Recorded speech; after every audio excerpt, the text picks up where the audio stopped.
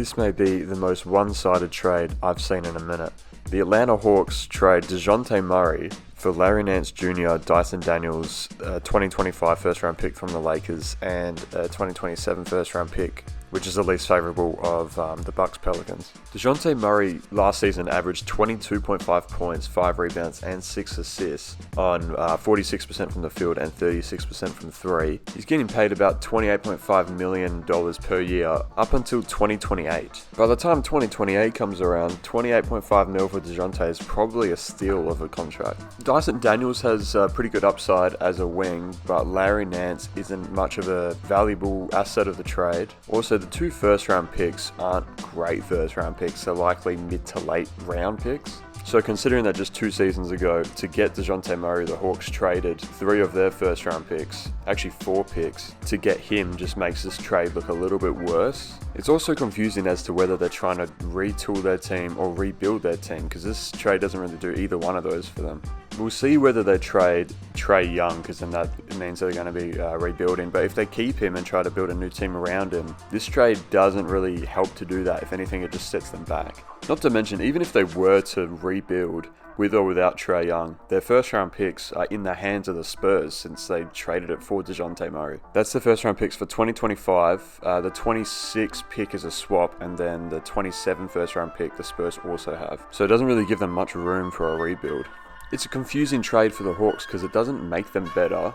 If anything, it would make the team worse, and then it does give them a first-round pick for next year, but it's the Lakers pick, and considering LeBron and Anthony Davis are still there, that's likely not going to be a great pick. Dejounte Murray is one of the best two-way guards in the league. He's a previous All-Star, and he's still All-Star caliber.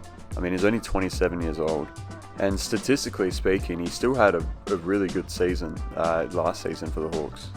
Obviously, the experiment of having Murray and Trae Young running starting guards hasn't really worked out for them. They've kind of, as a team, they've been worse since Murray's been there. For the Pelicans, this is a low-risk, high-upside trade. It helps out the Pelicans massively without really giving up much in return. The Pelicans are in desperate need of a point guard. They've been running CJ McCollum at point guard, but that's not really the role that he's used to. I mean, all of his years in Portland running shooting guard. And then clearly with this trade, the Pelicans don't really see him as being their starting point guard. They can run him and Murray together in the backcourt. But as a team that is so bad in the clutch, I think they were 0 for 26 when trailing in the fourth quarter. Just having a point guard just to settle down the play and just reset their offense is probably what they need, especially on offense. Not to mention that Dejounte is also a great defensive player. For the Pelicans, it's weird as well because they have a lot of good defensive players in Herb Jones and Trey Murphy especially, but their defense overall was pretty weak, which is the same as